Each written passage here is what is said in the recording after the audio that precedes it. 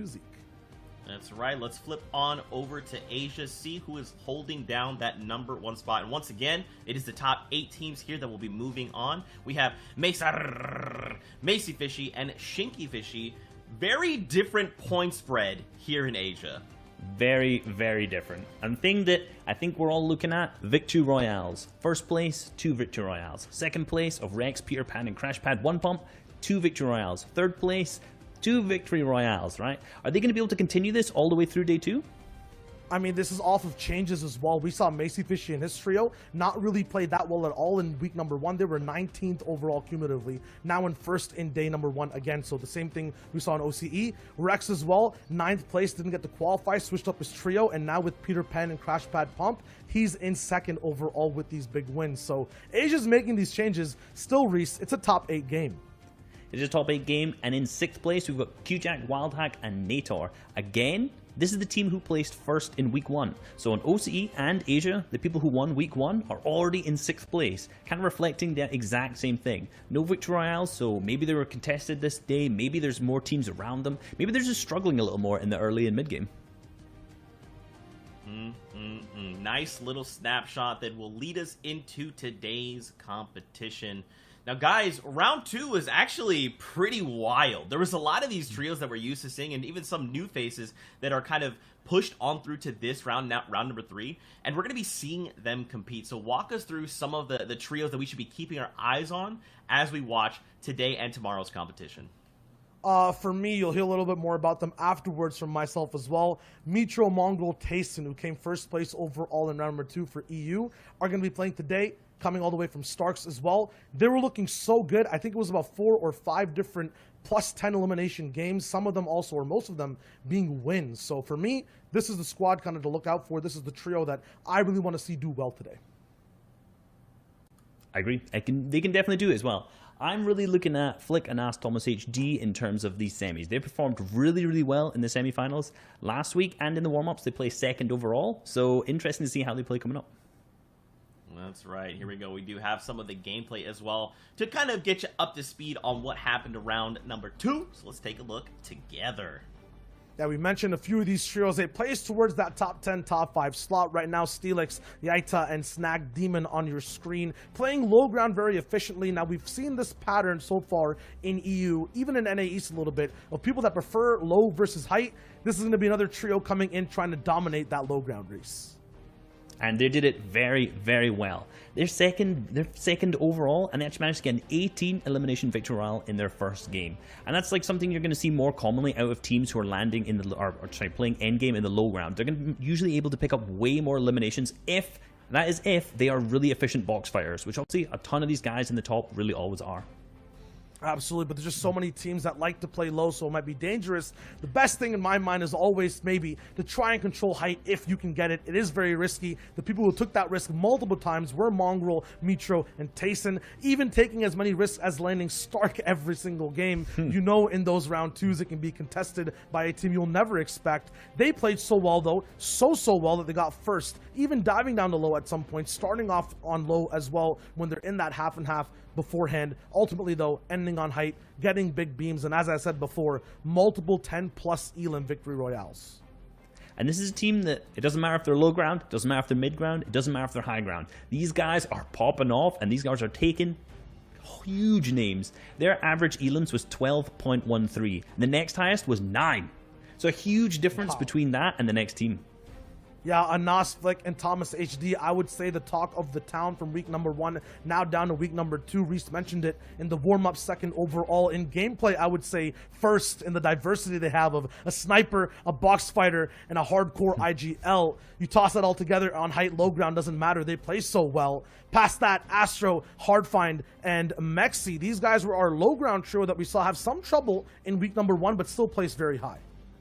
They did. Sixth overall last week, which is a huge performance from them. And these guys are just really good when they're low ground. They're popping off hugely. And also a team we've just not seen last week at all, which was Scram, Refsguard, and Stompy. A team who I personally had as one of my favorites going in, but didn't end up qualifying for the finals. And these guys are landing down in Steamy Stacks and really have been performing very well in all of the tournaments that they've actually made it to the finals in. Mainly third-party tournaments. So this is their first time getting into the finals of the FNCS. Obviously last time wasn't last week, so I'm interested to see how they play out. Yeah, they have that unique momentum in the fact that they don't have that experience in week number 1. They have that drive that no one else does in the fact that they're here new in week number 2. So when Zeke mentioned there's some new faces, this is one new big face that we have to watch coming into these games. That's right, man. And I think something you touched on, Reese, is actually something really cool to think about. And that is kind of talking about the breakdown of POIs, right? We're thinking about all these rounds kind of happening. If you're trying to alpha up on a POI and you're saying, okay, let's say Mitro, Mongrel, and Tayson, you guys want that POI? Well, we're going there too. And we're going to show you in round number 3 of week number 2 that that's where we're going. And so now there's this mind game of like, okay, well, if they make it to heats, are we going there? Are we changing it up? There's this constant back and forth, and that's what I love so much about Fortnite and these competitive settings. It's just, there's so much, it's like a chess game. You know, it's like, all right, what do I do now? Are they thinking 6 steps ahead? Am I 6 steps behind? What's going? For me, it's usually 6 steps behind for me. You mentioned chess game. For me, like, especially with all these rounds, grand finals and heats, like you're breaking down, Zeke, it's like a chess game on top of 2 chess games, so 3D chess inside a 5D chess game. It's games on top of games, inside games, Gameception, Game Stellar. I don't know what we're talking about, but we can watch it as it happens. It's always so glorious to break down. It's absolutely incredible. Thank you for that, Shio. You are a treasure. Let's talk about our predictions kind of heading into week number 2. Let's break this down together, gents, and make our claim. So Sundown was first this week. He went with BL's Hen, Decyptos, and Patrick as his trio to win out week number 2. Now, guys, why do you think that he went with this trio?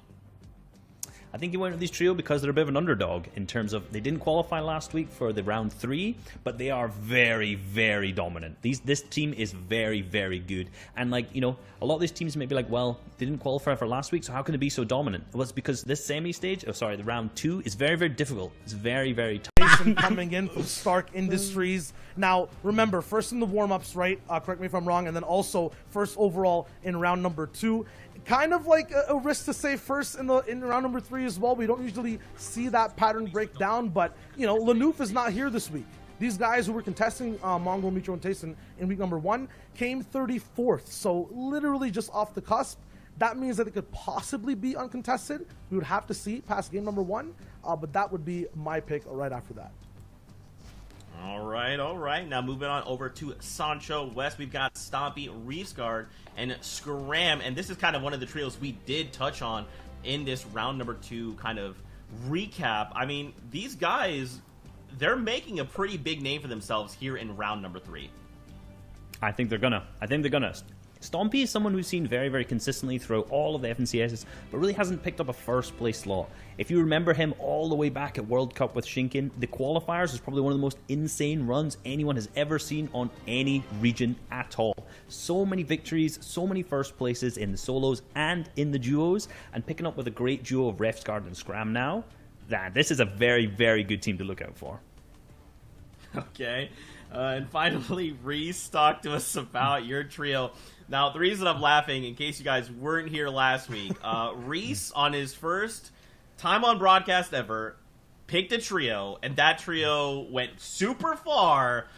Yeah, he's too strong. Reese is too strong. He knows too much. So, Reese, talk us through this trio this week. I took Raxo, Kami, and Artor. These guys are being consistent every single tournament they're playing, and this is going to be no different. Oh, man. Well, guys, it's time to get ready to hop into game. Let's send it over to Sundown to take us into game number 1.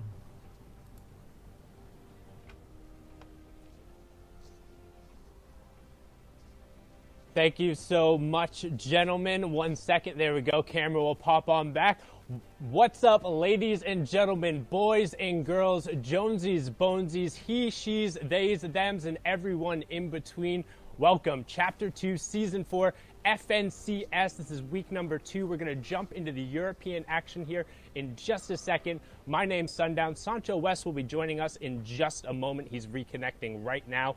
But for just a moment, I'll be the one taking you through all of the action, and right away, hopping on board here, you can see Aqua going right at Mr. Savage. He's down already and is converted onto that elimination, trying to get the shakedown to get whatever information he can to help out his opponents. You can see Benji also converting onto one, making this a quick little 2v2 going on here, and with a little bit of a shake-up with Doom's Mystic Ball not going to be in play this week because of it being disabled due to a bug. We'll see how that will end up shaking up the play space over here, but so far it's about the same, with action going just immediately into it.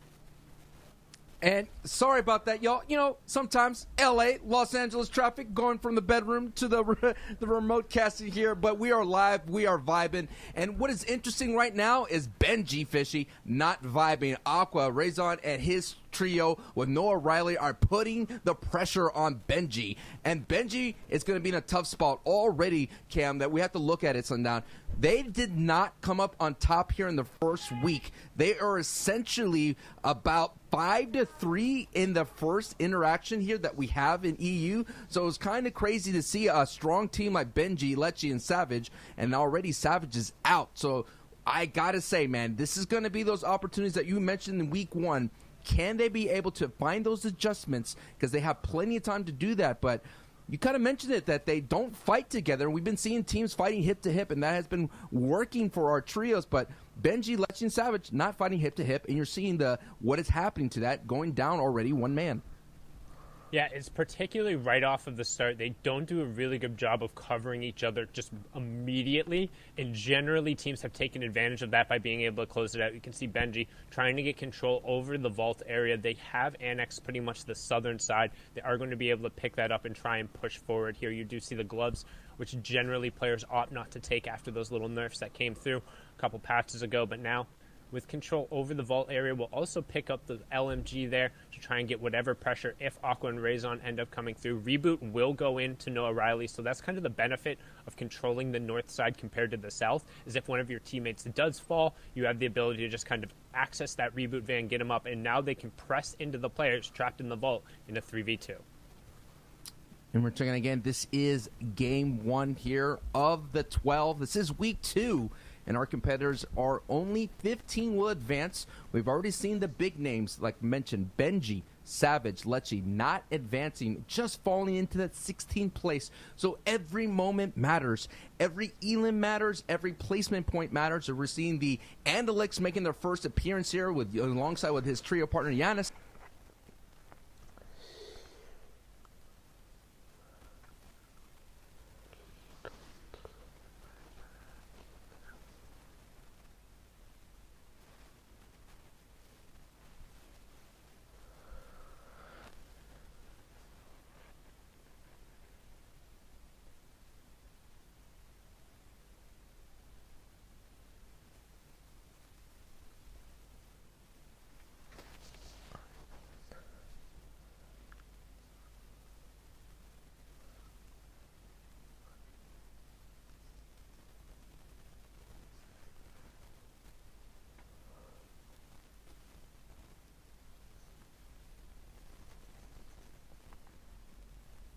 Moet je even wat opzoeken, sorry.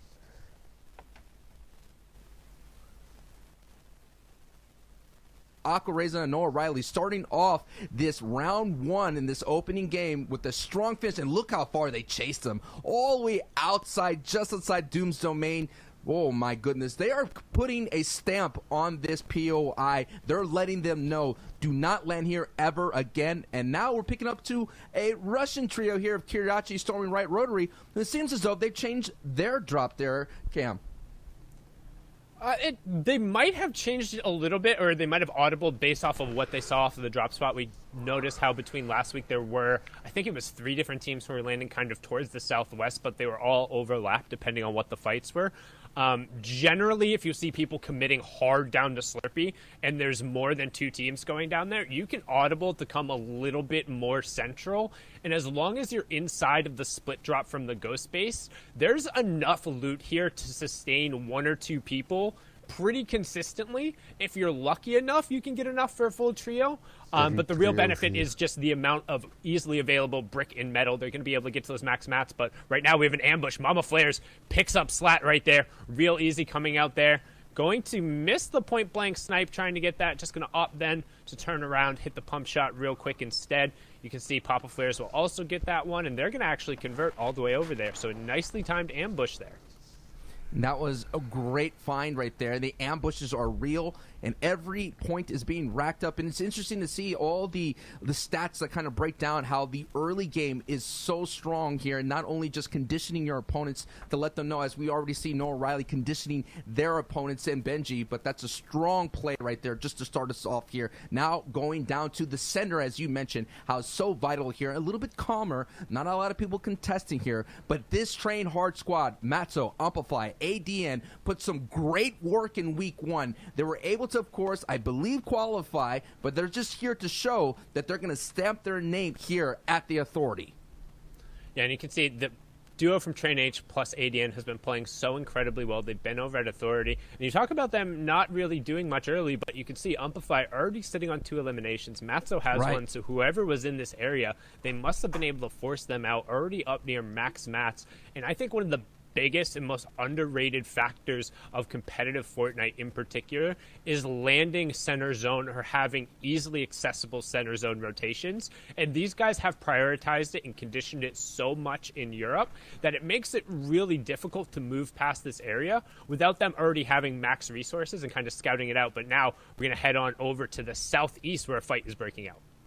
The fight is breaking out here all the way on the mountaintops, and these are the fights that are, like, I cannot stress that, they are really strong. YZ Pickles and Arkun coming back here in week 2, getting Mexi, Hardfind, and that trio, and they only have one more, but the fights are still breaking out here. I believe the third party, no, that is Hardfind. So Hardfind is still up in this fight.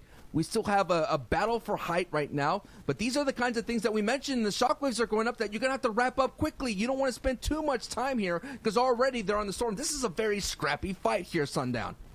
Yeah, you don't want to get stuck on the edge of these zone fights. The French trio trying to close it out. You can see they're already able to take down Mexi, but Hardfind doing a good enough job to fight him off. Astro also really good at kind of prolonging these fights and making him utilize it. And also Hardfind, aka OT Exponential, sitting on those peppers as well with 9 kind of in the inventory, which give you just that much more benefit when you're kind of working around these scrappy little fights and being able to get onto the side. You can see YZip trying to get some pressure onto Astro. Astro doing a good job to isolate that 1v1 right now.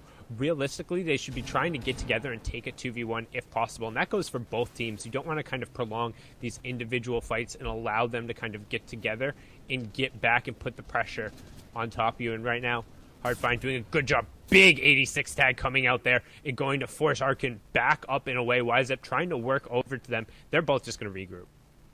And we saw as well Stormy Right Rotary, as I mentioned, we were kind of wondering, did they change up their landing? And the reason why Stormy Right and Rotary kind of have an inconsistent day one were these scrappy fights, making their way from the edges, trying to find their way in, even though they survived this moment. You know, this is going to be this thing where once they get to the close of zone 2 and 3, they're going to find somebody else that's going to be a lot beefier. They're going to have a lot more resources. They got a lot more health and shields. And because of all that, then their ride is going to be over. So yes, they pick up these 3 elims as possible, but you're seeing this. It is being drawn out so much. It's going a slugfest, going back and forth, and this is going to happen throughout the entire day. You're going to see these kind of early engagements amongst the same kind of trios happen all the time because they're going to basically cross paths every time they go. They land in the same way. They may be landing exactly on the same chest, but the rotations are going to take them through those loop paths that they're always going to cross. And all the mental notes is happening right here, Sundown. They're saying, all right, I did this, I did that. What are we going to do to make those adjustments? And you don't want to end up in a situation like this where, yes, you're getting picked, you're on the outside of the storm now. I mean, you're in a 1-for-2 situation. Storm Surge is going to turn off as we just now have 70 players, but kind of talk about that format where placement points don't kick in until the top 17. Realistically, we don't see that until like 6th, maybe 7th zone in most games. So while picking up 3 or 4 points here can be nice, and some nice little bandage cannon mechanics coming out there from Hardfind hitting Astro on the run. That's going to be able to give them a decent amount, but anytime you're kind of chasing back into the storm and forced to white line like this, if you don't want to end up being pressured out, I mean, just look at their number of builds. It's going to be so awkward. They're going to have to get this ambush execution here if they want to really stay in this game, and they're going to look for it. Here it is. This is what I'm talking about, the butterfly effect that's happening. You're seeing a lot of other trios on the shamble route, and the white line that's where all the traffic is going to be. There it is. Nice pickup right there by Hardfind, finding that hard elim through the storm, able to get the beams through the rain, and is going to be able to capitalize that and get the siphon. But now their teammates are happening. This is messy. This is so messy, and this is so bad. This is what you want to avoid. If you look on your right side of your screen, is the other arrows looking in, getting those insights, starting the gatekeep, setting up bases and whatnot. That is what you want to avoid, and look at all the materials already being expensed. And when you know, Sundown, someone's hitting that campfire, you know someone's in trouble. As you can look in the feed, Aqua and Noah Riley go down to 4ZR's trio.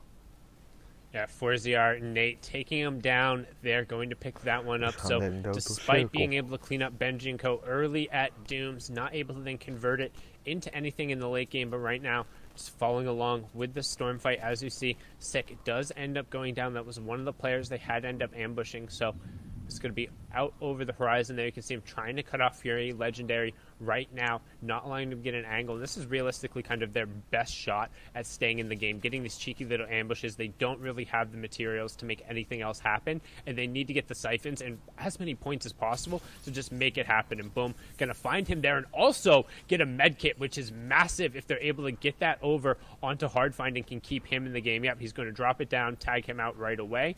This will flip over to a 2-tick zone in 35 seconds, so he's going to need to pop that. They're actually probably going to revive and then pop it. Is that going to be the play? Yeah. So they're going to have Astro pop this, then they're going to revive Exponential and then try and chain out into the zone, but this is going to be so close. This is one of the 6 out of the 10 teams returning this week in week 1. 4ZR, as we mentioned, the Elim feed is back in it. Thomas HD, who finished, is there. This team right here, Mexi, finished 6th place. So they're, a very strong squad. As we saw there back in Authority, we had Umpify coming in 9th place. Another great trio. Of course, Shio's pick, Mongrel, which is, I have to say, Sundown, such an easy pick to pick. Come on now. Granted, we didn't pick them last time, and I think they probably maybe heard it. I'm not quite sure if pros are tuning into what we're talking about. But Shio's pick, Mongrel's going to have a really strong start because they kind of mentioned that at the moment they have, there it is, Stark Industries uncontested. And that power loot that they find, the vault, the medium ammo, all those things are going to work in that trio's favor there. But here we are, Thomas HD. What I have to say, Sundown, a rising star in the scene. Yeah, and Thomas HD had such an incredible job last week. You can see 11 teams returning from last week into round 3, so a third of the field making it through. But Thomas HD ended up accounting for about 32 of his team's points just through his individual clutches, including two of the most ridiculous solo clutches, just going through one game over by Sentinels, one with a late shockwave, and then that almost meme-worthy clutch that went through is kind of how it started and how it ended. Thomas HD with 5 eliminations in the Victory Royale. Powered his team to 2nd last week, but right now just posted up in the zone. And I want to give kind of a shout out as well to Anos, because him and Thomas were, I believe, the 1st and the 10th player when it came to kind of those points earned for their team in the category. And if it weren't for those individual efforts, it would have been really difficult for the team to perform as well as they did. But Flick kind of giving enough support for those two and enabling them to push towards the top. And also, the community sees the respect. When you look at the EU leaderboards, wherever you kind of like to keep track of things, ladies and gentlemen, when you see the other Thomases pop up, that is the kind of respect. Just like the Benzies Fishies, you see the Fishies moniker, you see the RR moniker going out there. That is a sign of respect, and that is a sign that you are popping up on people's radars. And the waves that Thomas HT caused kind of washed ashore here at NA East as they're about to wash over another neighboring trio. But actually, it is Train Hard that gets Thomas HT, but Flick is there to be able to back him up, and they return the favor and get the nice trade. This is an interesting battle here because look at the congestion on the minimap. So many people down south, and they see it, and the eyes go through it, and the beams come through as they're looking for those opportunities to take those one-pointers right there, and now the lobby is focused Sundown. It's going to be bad news for both of these trios. Yeah, and that was ADN picking up kind of that side elimination there. Scram also getting a piece of that prize. Anas now, we talked about it. This team, while they did incredibly well and finished second, it was on the backs of those massive individual efforts, and you can't always expect that to happen in trios. When it happens, it's great and super exciting, but relying on your trio to always be clutching up in the situations and putting them in these 1vx and 1 versus the rest of the lobby, I mean, you can only do it so many times, right? There's only so many of these players who can clutch up against quite literally the best of the world in the most played region. So I don't think that's going to be a really consistent strategy. As you can see, everyone boxing up, trying to move in towards that 4th zone, where then the priority, Sancho, will be boxing up towards that outside. The one thing I want to point out, though, is like this could be just getting their reps in. Yes, it's going to be bad for week 2, but they already qualified, so this will be a strong opportunity to see what Anas has. But now we have this awesome trio in front of us, and you're going to see all the perspectives at the same time and how they're kind of working as a unit. You have one person that's normally the IGL, the in-game leader. You have someone who's a fragger, and then you have a support, someone who's going to kind of flex between the two. And you're seeing this trio working very strong right now, kind of finding angles, picking fights, kind of beaming people. You're seeing they're doing their best, using the harpoon to recover those precious materials, and this is going to be a nice refresh for Gonset squad with Michael. So I don't kind of like the moniker support player. I know a lot of people kind of make jokes about it. One of the best support montages I've ever seen was on Twitter the other day. But the way I kind of look at it is the Tarpa will generally be in front. Whoever your fragger, or more so, I would say your fighter, is towards the back of wherever your available tarp is, because they want to be able to roam up and like take the picks. And then whoever's in between, I would say, is kind of the pivot or the fulcrum. Generally, that is your IGL, but we've seen players also be on either side of that, where their job is to make sure you have enough of a connection between those two, where if anything happens, like right there, boom, where if a crash pad goes down in your builds, you're able to kind of suction your team together, close the space in between, make sure you have all the piece control, replace whatever you need to replace, cover and support whoever you need to support, and make sure you guys are all together. So yes, there are aspects where you're supporting your team there, but I think the biggest factor of that kind of position of a trio is where you are in the order of your binds. As you see, kind of a failed bouncer pad there, really going to set this trio back, as now they're going to have to hoof it on foot across the middle of this zone. And not only that, Sundown, they got to make their way up, really high up towards Stark Industries. As you can see it is on the minimap, and it's like a conga line of E-limbs popping off left and right here. I'm going to see so many trios fall because this is such a treacherous path that people have to overcome at the moment. It is Polar Peak 2.0, and you're seeing the turning and burning from those fraggers that you kind of mentioned, kind of going out there looking for those E-limbs, and while the in-game leaders or the people that are tarping are now trying to figure out, how can I make my way up? As someone as a new time trio of Analyx, Janice, and this is not Duck on Top, this is Exqueezy. Exqueezy is such a dangerous player. This player could heat up at any moment. I've seen him pop off in very third-party tournaments, getting triple, like 30 E-limbs, and that is what you're seeing right here. Pick up another E-limb. This is one of our popular teams in the EU region, Sundown, who did not qualify in Week 1. We're expecting to do really well here in Week 2.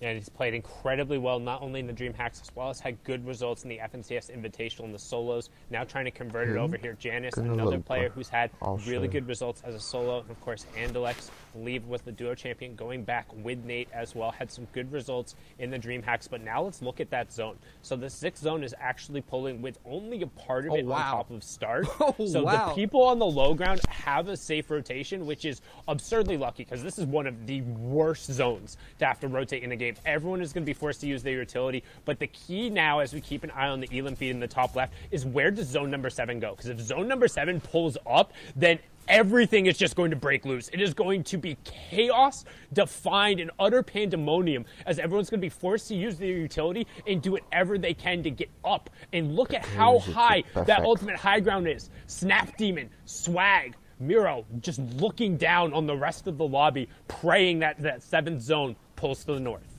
Oh my goodness, it's a tale of two tales right now, up top and down low. We have the high tops doing really well, tarping on it, single tarps, but now we are in the end game, ladies and gentlemen. This is full rotations. There is literally no safe center anymore. All zones are going to be pulling off the safe, and they're going to keep moving now. And there it is. Oh no, Sundown, it's going up, baby. And look at everybody. You have to scramble. All those teams down below are in a rough Look at the utility. bind. Look at the utility popping, but right now, who is popping, who is vining? It is Miro and Swag and Snakemon. This trio had a strong appearance in Week 1, and they are primed to get Week 2's first victory royale if they could just hold on.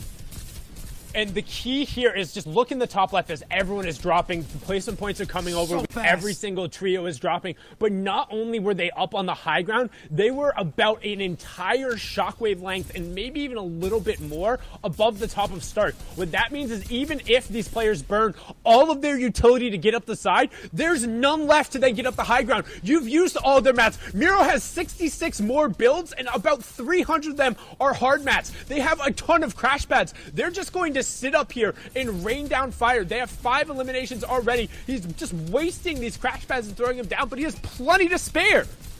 Oh my goodness, the beams are true, and we have talked about it a little briefly about the low ground being a new strat. We kind of mentioned it on the analyst desk. Shayo and Reese were showing at it, but all that was basically nullified when Stark Industries became a play. That high elevation took it away from everybody. But now, Sundown, the pressure is on for high ground. They have to be sure that to hold on to this opportunity.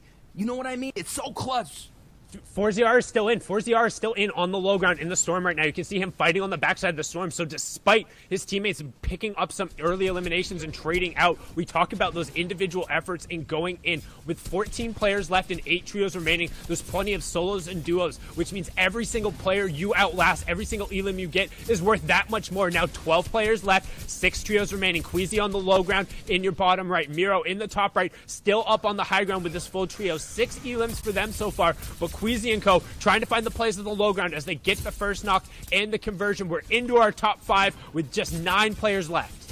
The mat endurance, the height stamina of right now of Swag's trio is just all-time high. They didn't expense anything. They have so much, and another beam comes through, and already with 7 elims. But looking at the story, Queasy down low, they go make a play, but it is not enough. Chapix went up and got bopped. Now it's Queasy all by himself on the low. It is a 1v1 between 2 trios. Queasy, Milan have to go against a 2v3, and it's all going down here in game 1 here of round 1, week 2. Can the dominant height overcome the shambles on the low? And now it's about patience, Sundown. Can the victory royale come down from height, or is it going to come up from the low? But Milan actually kind of setting up something interesting here, and they have to be careful. You could get chopped here, Sundown. He's trying to find it. Queasy goes for the first play. Miro drops down. Milan is down. So now it's Queasy 1v2. He'll have a slight... No, he won't have an HP advantage. I lied. Swag was up on the high ground. I think Swag has a flopper as well. However, Queasy will get the siphon going over onto Snap, making it close. But yeah. Swag has flopper. He has floppers. He has choke splashes. And this is what we talk about. 10 eliminations plus the victory route. 35 points coming out from them. But the high ground control and just the utter abundance of utility at the end when everyone else had to throw the kitchen sink to even make it up the hill. They definitely cast a spell, and it worked in their favor. Unbelievable first game here, but man, we got to break it all down, Sundown. Let's go ahead and kick it to the boys there, Zeke, Shayo, and Reese. But wow, unbelievable, the craziness. Guys, the first game VR is textbook. Reese, I love specifically that in the content piece we put out this week, You broke this down. Trios will literally funnel all of their heals into one person and say, okay, stay up on the high ground. Even the fact that, like, when the Storm Circle was moving north onto Stark, they were already high ground. Guys, they had this entire game on lock. That was ridiculous. Definitely. Really, really dominant because, like, these guys took height pretty early on, maintained it, and like I said, you give all of your white heals to one player. That was floppers and chug splashes, and it's very, very difficult for anyone to be able to actually out-heal you in that position, and they worked very, very well for them. My gosh, that absolute control over the game. 35 points here in their first game on the day. Now, that does mean they're in the first place spot here in game number 1. We still have 5 more games to play, but Queasy, Milan, Chapek's right behind them, 6 points difference, and we kind of see that cascade down through the top 5, right, Shai? Yeah, the top 5 specifically. One trio I want to point out is Raxo, Kemi, and Artur, who came 6th in that game but had 8 eliminations. So there's a bunch of teams they're ahead of who placed better than them, but just in this one specific game, they popped off so well from their position that they got to clinch 4th ahead of those guys. You mentioned Queasy, Milan, and Chapek. Queasy at the end, netting his team 9 eliminations overall in that trio. That is so huge in terms of them staying very close to that first place of Snape, Miro, and Swag. On that second page, though, this is EU, remember, top 15, so some teams that are already ahead of the ranks so far. You can see the Elim spreads 4, 9, 4, 5, 3, Sapphic, Snappy, Skylar, Amplify, Refsguard. Some predictions in this page, some top trios. At the same time, it looks like everyone is playing really, really neck and neck so far for points overall, Reese. And there's a lot of names that we haven't seen last week too much at all, like Scalar, Bubak, and Toby coming in there at 8th place. We didn't see them last week at all. They haven't been a name that we've actually been keeping up with too much at all across the seasons, but clearly a new team that's doing very, very well. They placed really, really well in round 1 and in round 2. Over to 11th place, we've got Andalix, Janice, and X-Squeeze, which is Duck on top, who end up not actually qualifying last week, but they were a great pick to win. Andalix, FNCS Duos champion, Janice, FNCS Solo Invitational champion. So to see them coming today, I'm really interested to see how they're going to be playing out. No, it's also like thematically makes sense too. 11 has 2 1s and we have 2 winners. So they're playing the themes, they're playing the story right. It's looking nice. Past that, this is the page where like we're looking at teams that might have won off the drop a little bit better. We see Noah O'Reilly, Aqua, and Rizon here. I believe they did win in Doom's Domain over Benji, Lecce, and Savage. So we'll see a little bit of a breakdown of that coming up in game number 2 as well. We'll see how that story continues. But remember, top 15, game number 1, very good pedestal, very good chance to get ahead of everyone else, where there's not really any planning or changes effective in play. It's all strategy in game number 1. And man, I feel like the strategy for a lot of these teams that have kind of made that return is probably going to be a little bit different, right? We're seeing 11 trios that qualified in round 3 last week make it back. So 33 total players are returning players, 66 brand new players. So this kind of means early game, it's a little bit different for a lot of these guys. Yeah, it's absolutely fresh for us to watch and very fresh for these guys to play. So let's break down exactly where trios are landing throughout in this going to be 2-day 12-game competition. Obviously, the winners of day number or week number 1, we have that Grizzly trio going to be landing over at Sweaty Stands, still uncontested, Reese. And over in Stark Industries, we have a dominant trio. Everyone knows them. Everyone loves them. Mongrel, Mitro, and Tayson. They didn't manage to do too much in that last game, but they are actually uncontested in Sweaty Sands this week. Will that happen? Sorry, not Sweaty Sands, in Stark Industries. This actually happened in week 1 as well. In game 1, they were uncontested. However, later on, they got contested game 2 all the way through to 12. So is that still going to happen today? We're going to see. We'll see at Steamy Stacks. We have Scram, we have Refsguard who are landing here. And in game number 1, they also had a Llama that I believe Refsguard got to pick up. These guys are uncontested. Going back and talking about a POI that's close once again is Starks. That's where Miro and Snape landed. They're landing on the north side of that POI. You were mentioning that Mongrel might be uncontested there. They might want to get a little bit happy heavy and push for that POI even more. And in Dirty Docks, we see 2 teams landing here. Our second place from last week of Anas, Flick, and Thomas HD, now contested by the team we just referenced in the leaderboards, currently in 8th, Scalar, Toby, and Bubak. They contested, landed together, took a couple shots, looted pretty quickly, and then disengaged. So this is going to be a fight that we may not see happen. Yeah, man, absolutely. a lot of these trios are going to have to alpha up on these trio power POIs. We'll have to see if they can continue their reign of dominance. But guys, it's sorry to cut you off, Shy, but it's time to get back into game. So let's send it back over to Sancho West, and Sundown to take us into our next game. 2. Thank you so much, Zeke, Reese, and Shio, as we hop on in, and right away you can see we got X-Splash over at the Hero Hill as we pass on by. There's the Authority as we can see the spread on the map. Try and check it out. You can see a little bit of contention going on slightly outside and in between Holly Hedges and the Sweaty Sands area. There is contention going on at Authority as well. You can pass by as we see the uncontested Stark Industries that they just talked about, and we'll hop on board with our winners of last match. That's Swag, who's over here at one of the fishing ponds. I have to say, the adjustment is on here from week 1 to week 2. Last time we saw this team, 1, they had different names. That blubbers me every time. 2, they're changing their spot. Last time, this team landed all the way down south in Slurpee Swamp. So they made the adjustments there. I remember this squad always running around Weeping Woods. They were always running into the Storming Right through rotaries. And I think this adjustment paid off. And my question is, though, Sundown, what happened to Mongrel? His trios, I mean, that would have been a prime game to hold down, considering that this favored exactly anyone that landed here in the upstate New York area, which is where Miro's trio is, or that Mongrel trio. So it's interesting to see what happened. Like, sometimes when I play Battle Royales, when that zone comes your way, it's a question of, do we want to go out there and get some elims? Because the top 10, essentially 60% of their points came from placements, 34% or so came from elims. So I'm wondering, did they leave? Did they decide? Were they in shambles? I mean, that's going to be something that we definitely have to check out in the replays and the VOD reviews.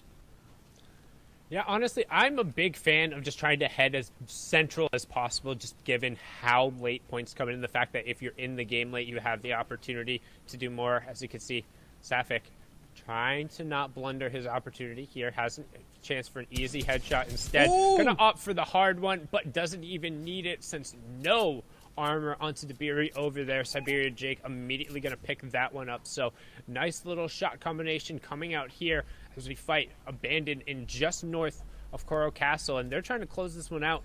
Doing a good job of putting some pressure down here from Siberia Jake, Safik, and Razumi.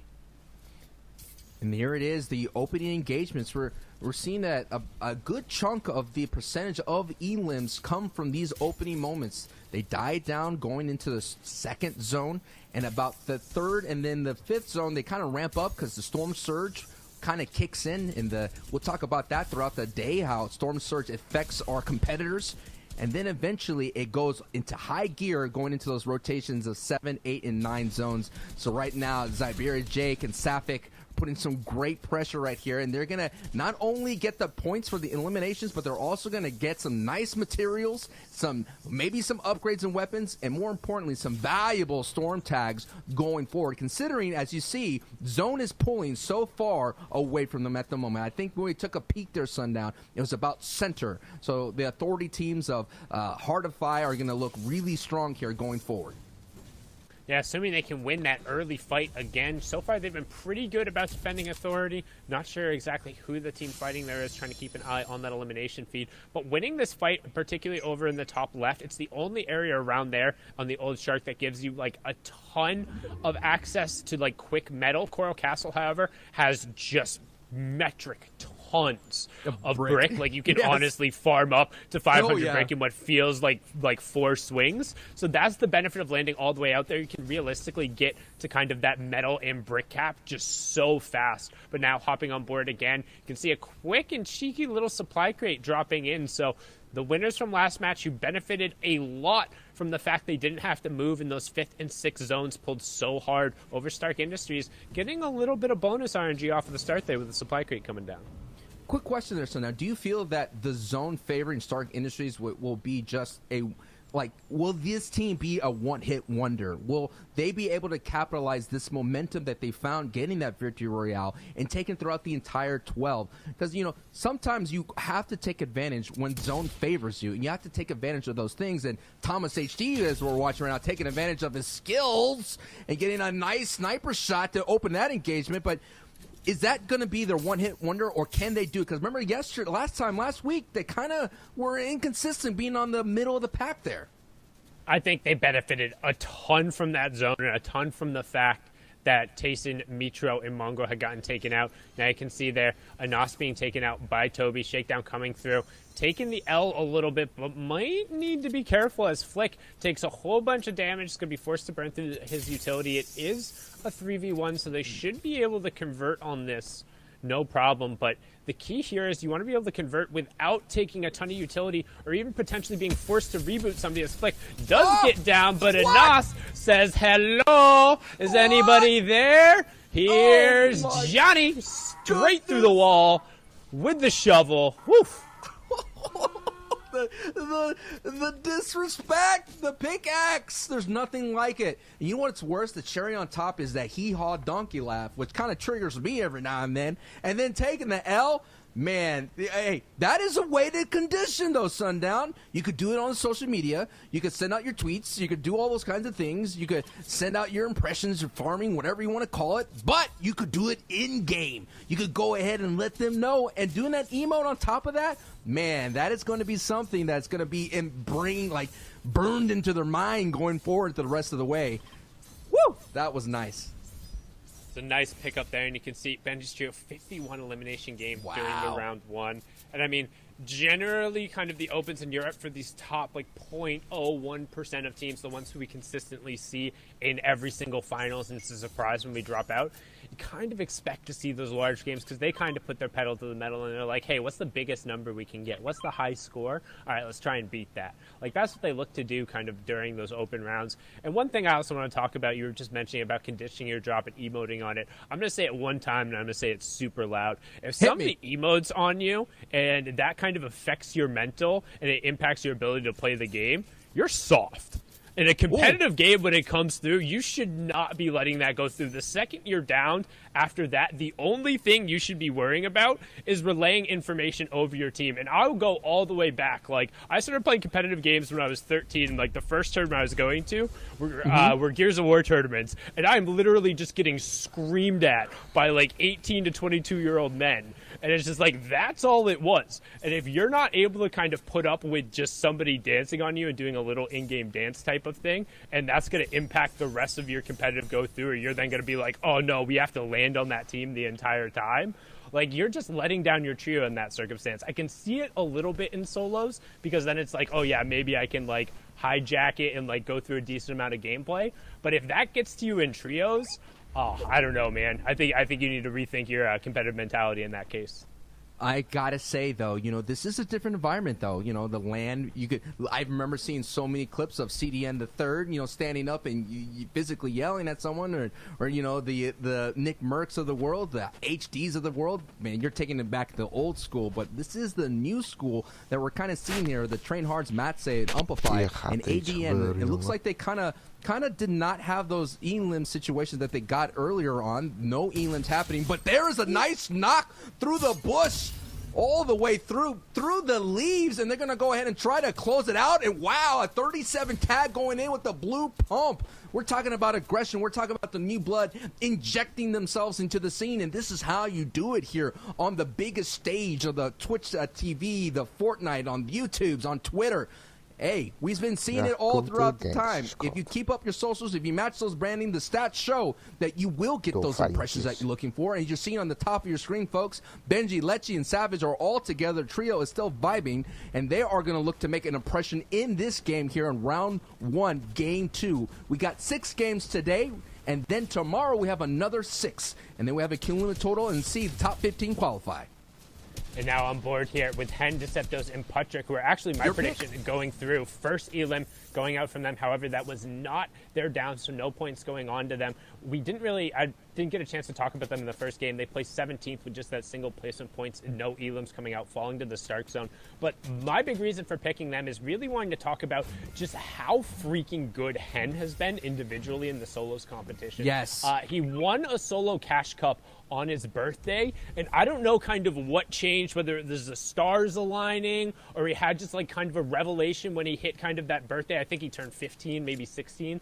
But since then, he's just had absurd individual performances, pretty much like top 5, playing really well both across servers in NA East, and now forming kind of this new trio with Deceptos and Patrick. While they missed qualifying last week, I think they have a lot of potential if they put everything together and they can find their space. And I'm looking forward to watching how they perform over the course of 12 games, because falling in 17th and only getting 1 point, like, yeah, that's disappointing in the first game, but I think if they're able to follow it up with a decent performance and keep making it into those endgame situations, they're a team that has that potential to really kind of take it farther. As now we're going to hop into a little wall-to-wall box fight happening in the center zone, and this fight is happening because of Storm Surge.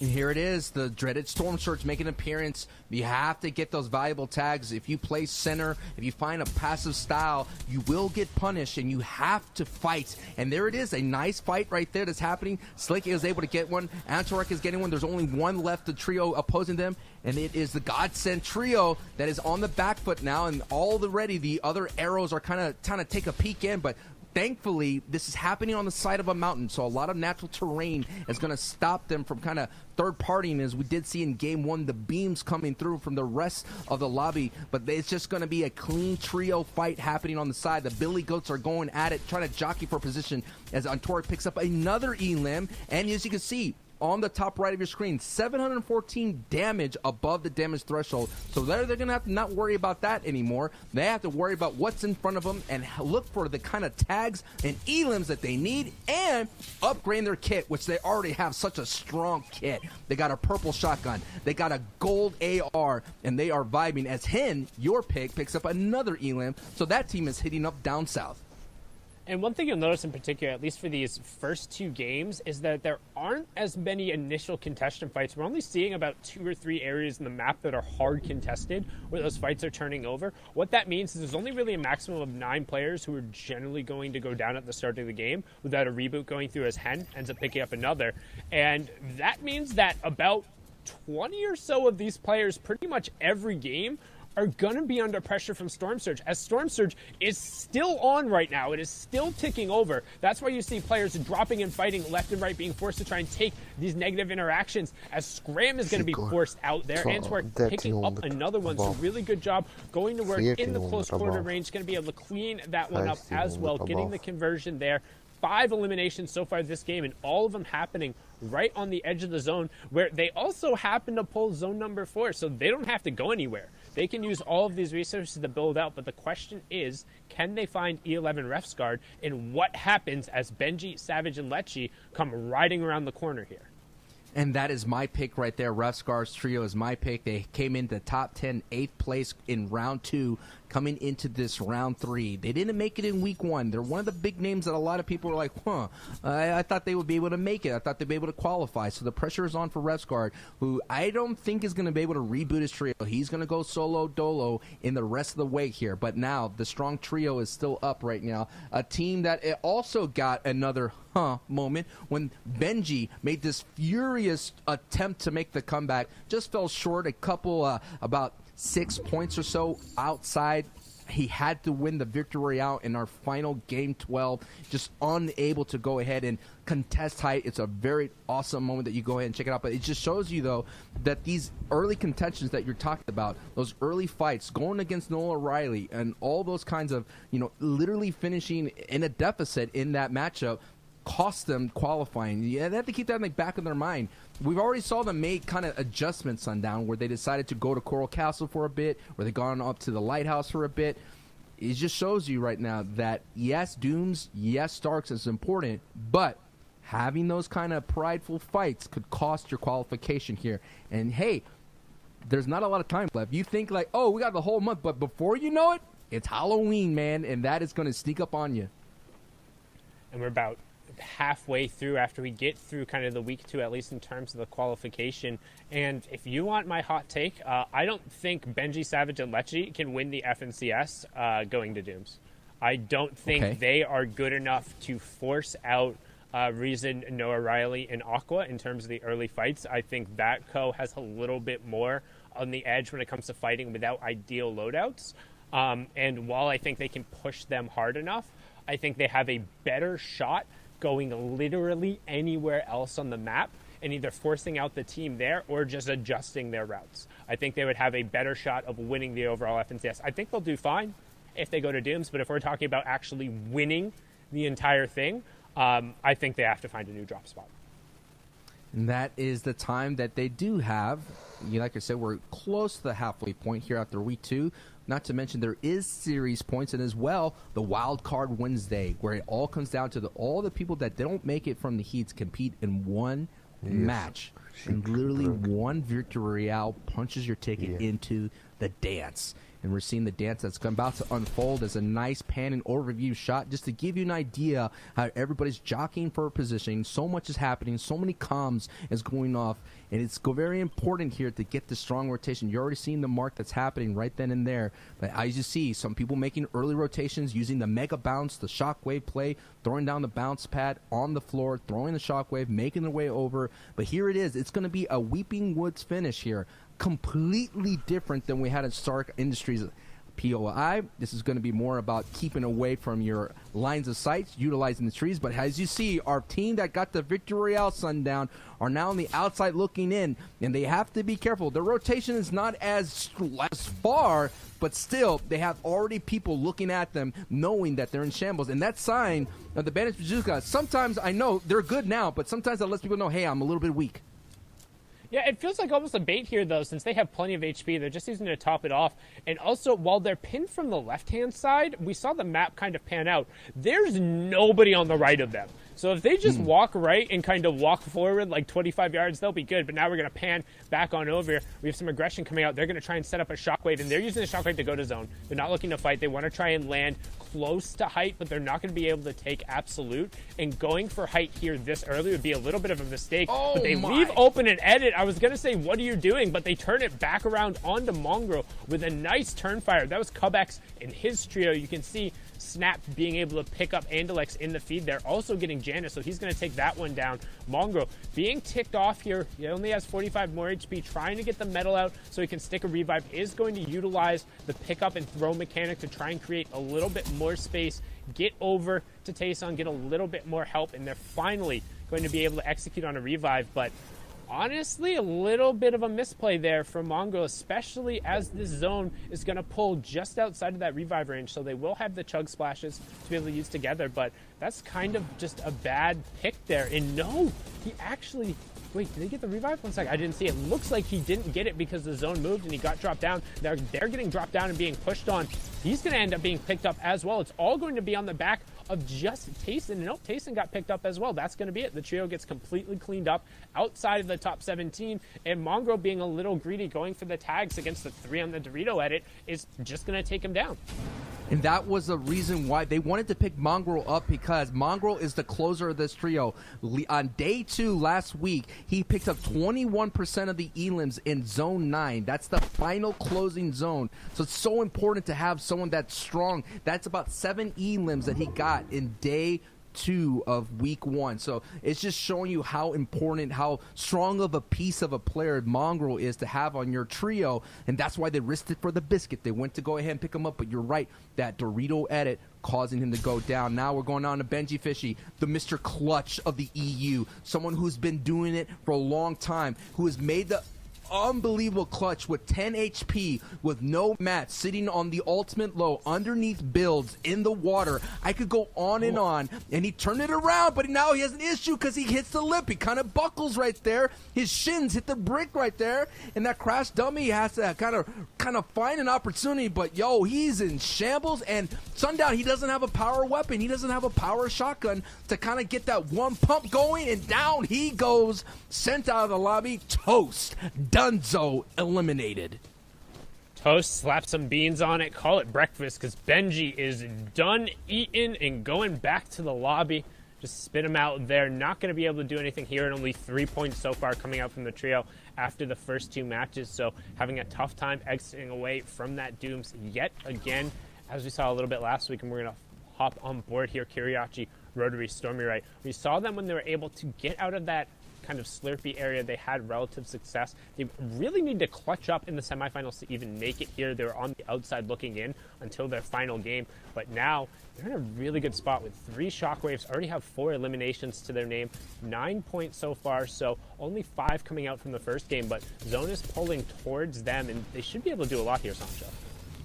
And hopefully to do a lot for them to take that momentum that they had in day 2 of week 1, where they were able to be a little bit more consistent. I think those changes, those adjustments, and already they're going to go for height. This is such a strong play, considering that we've seen these kinds of end games where it's just going to go a little bit down in elevation there. As you're seeing it on the right, bottom right of your screen, it's not. It looks like there's a jump a little bit, not a crazy mountain, but Stormy Wright and Trios going for zone here. In zone 6, 7, and 8, Sundown, you know that is such a strong play. And in Trios, you can actually hold on to height. But as long as it goes elongated into that final closing zone, zone 9, that is when your resources get eaten up. But they're looking strong. They have a little bit of mobility. They do lose it. And as you see, they go ahead and get that split, and Rotary sitting at ultimate high.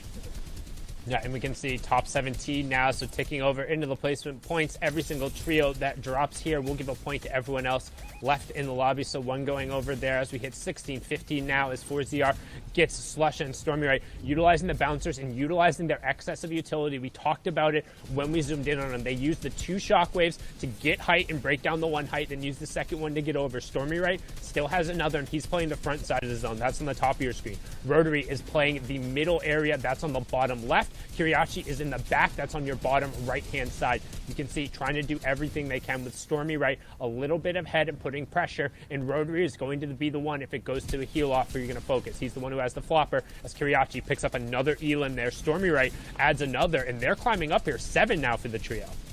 And it's just a matter of time here. We've seen the struggle between height and the low ground. We saw it in day 1, but right now, height is being so strong. And Stormy Right picks up Matzo, Train Hards, and Amplify and Hardfire are now in a situation where they have to go on without him. But this is a strong opportunity. They have the dominant position. For those of you watching first time, Fortnite competitive, the mid ground, the mid level is the only threat here essentially during these moments, because they could use a kind of mobility, a shockwave, a crash pad to vault their way up. We saw it in day 1 of week 1 where Mongrel was able to do that with 1 shockwave to take over. So that is what they're going to do. That's why Rotary, as you see, is that so high, because a shockwave and crash pad won't make it up to Rotary, and it's Rotary's job to beam it on down. But look at that mess. Look at that chaos down below as everybody is just taking out each other, and Stormy, Rotary, and all of them are just kind of picking up the scraps. They're closing it out. They're being vultures. They're getting those 1 tags that just gets to that Elan.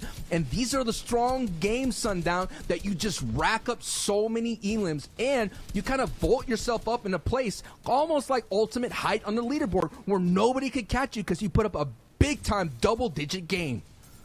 And one of the biggest things to note, too, when it comes to this format is just how important second and first place are. We talk about just the individual bumps as you go through. Well, there's a 4-point bump when you go from third to second, and then an additional 5 points from second to first. So you need to get all of those points, especially when you have control of this, because you aren't down there in the low ground. Yes, you're uncontested, you'll have all of this excess utility, but the chances you get for elims are safe. You're not going to get a bunch of these fights. However, good knock going down onto Nickoff, that should basically confirm at least the top 2 now, and realistically, this is their game to win. There's no way they should lose height to the low ground team. They have chug splashes, they have a flopper. They should get all of that onto 1 person, send 2 people down, and execute this 1v2. Here they go. They're going to drop down with the other player staying up on top. Kiriachi hits the huge pump. 13 eliminations, 25 for the victory royale, 38 total from that match, pushing them up to 43.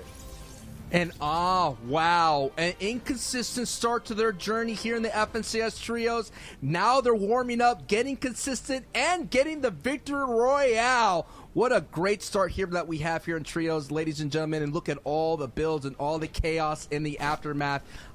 Man, I am Sancho West alongside with Sundown, and we're going to go ahead and break all that action down soon in the analyst desk. But Sundown, I gotta say, man, what a great story for Stormy Right, Rotary, and Kiriachi able to turn that around and get that victory out right there. And I think one of the biggest things for them, as we saw last week, is they struggled to kind of put together a cohesive game plan, but they got it towards the end, and it feels like they've rolled it over with clutching up in the semifinals and then a decent first game into a big second game win. I mean, it was just so huge. I want to hear what Zeke, Reese, and Shio have to say about match number 2.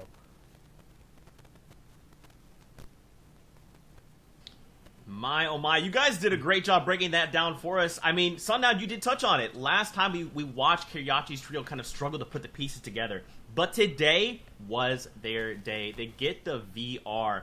And I think the biggest question on all of our minds, though, is what does this mean for the standings? You know, we are seeing a lot of these teams start to rise in prominence, and all these pop-off performances are leading a little heavier on the higher end of the standings. So let's go ahead, let's take a look together and see who is currently holding down that number 1 spot. It is Queasy, Milan, and Chapix.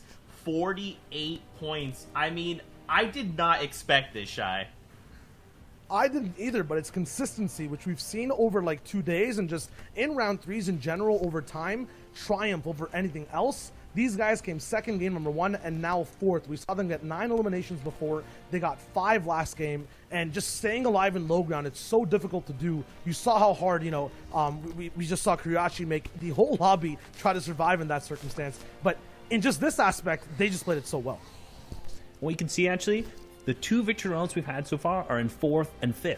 So it's all about consistency. They've won one game, they've not done so great the next game. They've won one game, not done great the next game for both teams there. So it is all about that consistency. Absolutely. On the next page as well, we have people who are on track in the same spots that we saw when we updated with them earlier on before. Sapphic, Siberia, Jake, and and the trio in total resume with them as well. These guys had some issues in game number 1 overall. They didn't have enough eliminations to go with their placement. This time, though, it was just enough. 11, actually so much more than they had before. So 36 points for them over at 11th. Top 15 it is, that spot that you have to really look for in Europe. At 15th place, we have Snappy, we have Michael, and we have Wakey as well. So we'll see if these guys can continue to hold this spot, hopefully get higher as well. Skylar was a trio we were tuning in with in terms of their drop at Dirty Docks. Looks like it's going well, but not as well as the top 10 spot. So 14th, still good for now. And everyone from 11th down to 15th has had one good game. And then one game where they barely get any points. Almost 0 points for some of these guys. So, again, consistency. Only 2 games done so far, but we'll need to concede that up throughout the rest of the games as well. And let's not forget, we still have 4 games to go, right? Another 6 tomorrow. They can still have this consistency factor that we do like to drive home, because that is what's going to help them make that top 15 cut. Now, guys, this game, it's felt a lot like, if you've ever watched like a boxing match, right? You have this undisputed champion in one quarter, and you've got the contender in the other that's kind of trying to square Zeke. up. Listen, we gotta actually amp up the action. We have an entire boxing match ready to go week after week. 2 teams in 2 corners. I'm one of your announcers, Shio Wager, joined by Reese in the first corner, coming in at millions of followers, thousands of pounds. We have Savage, Benji, and Lecce in Doom's domain. In the other corner, Rezon, Aqua, and Noah Riley on various organizations. We will see how this boxing match goes today. And in game 1, the bell has rung, and you can see straight away Noah Riley knocked out in the first round. But Aqua comes round with a counterpunch, takes straight down one of the opponents there. Aqua is a brawler. He is a heavyweight, doing some fantastic bodywork, picking up the final elimination on Savage there. Again, one of the teams decided to run away, and Aqua still absolutely blow by blow, hitting a big 200 pump on Benji Fishy, and then also managing to clean up Lecce. Oh, big man in round number 1, Aqua is hitting. Those punches hitting. Those shots is getting scrappy. But in round number 2, game number 2, Savage is not impressed. He goes for a big haymaker onto Noah Riley. Gets him out of the game, out of contention in round number 2. After that, Lecce with a huge jump down. Oh my god. Kula Aqua pooped on by Lecce, and he's hung on the ropes. Can anyone come to save him? Lecce gets distracted. Benji Fishy sees him. Noah, where are you? Where are you, my friend? No, Rezon, where are you? You're not here at all. Benji says it's over. No tag team available. Rezon shockwaves all the way to Lighthouse to gather up for round number 3. What will happen next? Who knows? But that's the boxing fight at Doom's Domain.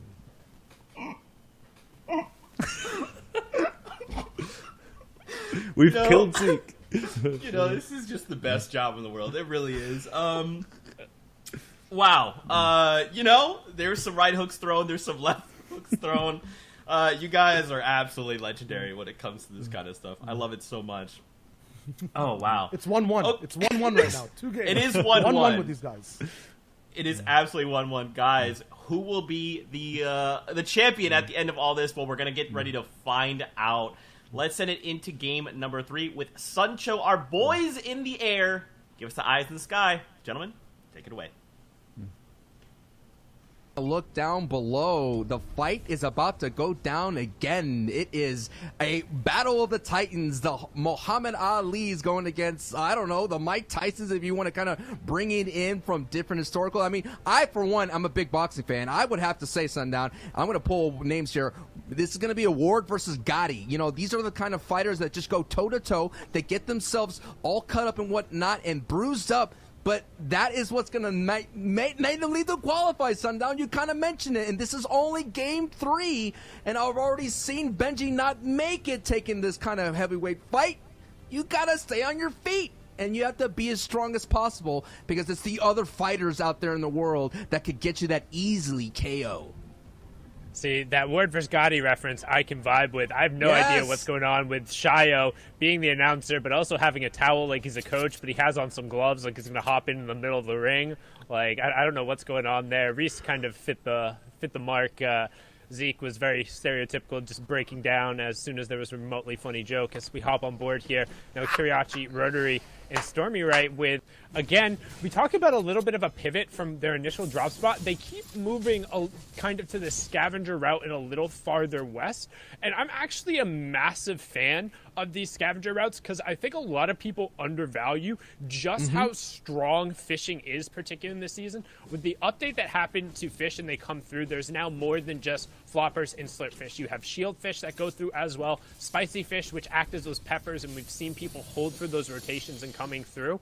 And then you're able to kind of get enough of a reservoir. And on top of that, if you're fishing through, the pool of weapons you end up pulling are generally charged shotguns and ARs, which if you're able to then hit an upgrade bench, as there's a number kind of based around the perimeter of the map, you're able to get the effective loot you need. As now we hop on board here with our number 1 team, it's Milan, Chapix, and Queasy. Chapix, somebody used to duo with Crew, saw him and the duos portion of the World Cup. Somebody who kind of fell off for a little bit, or is someone who's kind of inconsistent in terms of results, but they've been very consistent in the first 2 games so far. Yeah, and this is a trio that is on the road to redemption. After finishing 34th in round 2 last week, and they missed out based on tiebreakers. So they advanced today. They are currently leading the pack here going into game 3, sitting at the top of the mountain. And they have an opportunity here to increase that lead. And as you've seen, they're landing on the north side here of Stark Industries POI. We already know down south is Snap's trio of Miro and Snapdog, I remember, and already new members into the fight of Squeezy going down the Elam feed. And so this is what's going to be. All the times that is happening that we have here from week 1 to week 2, we're seeing the adjustments of Rotary already kind of making that as well. But this fight's going to break out right now. Milan, Chapix, and Queasy have someone that is out on the start pawn all by themselves, and it is Snap and Swag and Miro. And down goes Swag right there. That was a very interesting kind of pull to take. I don't know. Would you want to fight out there out in the middle of the pond? You could get snatched up like Voorhees out of nowhere. It's dangerous to fight out there. I mean, it is the season, right? 2 weeks away from that haunting evening, so it's about the time he'd rise up from the lake. So be careful if you're a teenager out there partying by yourself, or it's a late summer evening and you hear that sound. You want to avoid early engagements, and honestly, I would avoid early engagements just like I would avoid a slow-walking serial killer towards me. You don't want to take those early fights, regardless of the game mode. And I mean, it might sound like, Sundown's not confident. He's not the God W keyer. It's just simple mathematics, particularly in this format. There are so many placement points to be gained that the risk behind trying to execute an early game fight, unless you are just that much infinitely better than your opponents, which, newsflash, in the 0.01%, there's very few people that are. I don't think you can consistently take these early fair fights. It has to come down to these ambush plays that you're starting to see players set up. And now it's a strong ambush that's happening here for Mongrel's trio.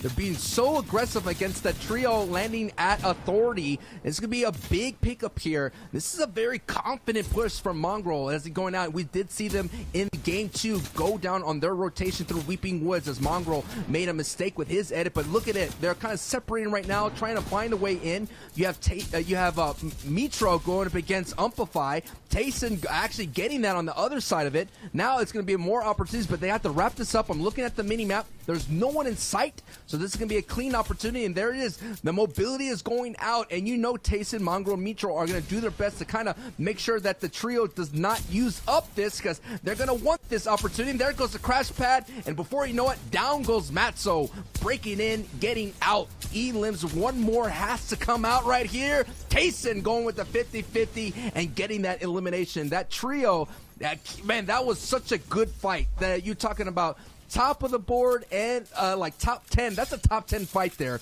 Sundown. Yeah, being able to close the gaps, get the piece control, and just close out the fight and doing it very quickly while also being central on the map. You can see, looking at their loadouts as well, each one of them rocking an AR and a pump shotgun, as well as some form of utility. Mongrel holding 5 shockwaves. I believe there's 2 shockwaves in Tayson's loadout, and then Mitro is the one with the crash pads. So what we've seen a lot in Chapter 2, Season 4 in particular is you'll do AR, pump shotgun, requirement. Whatever shields and whatever white heals you can get, and then you kind of have this excess slot where either shockwaves, crash pads will end up coming through if you have the ability to hold them. But if you don't get those form of utility, Sancho, what do you prefer to hold in there? Because we've seen a number of these players opting to go for different things. Most often, it tends to be the sniper rifle just for the pick and the storm surge potential. But why do you think we're not seeing players kind of rock the SMGs as much? I just think that it comes down to that the SMGs end up using those vital slots of the shields and the heals, you know, and more importantly, the mobility. Considering that there isn't a launch pad, you're going to have to hold on to multiple crash pads, and they limit the amount that they dropped as well. And the shockwaves, the rarity in that, so you have to value that as much as possible. But right now, the value of having an uncontested drop is working out for the 4CR trio. They had 6 games with 20 points. That's the most in the EU region. And one thing I like about this rotation that they have is they usually piggyback and they kind of take the scraps in Salty Springs as well. So that is why it's working out for 4ZR, and already they're in the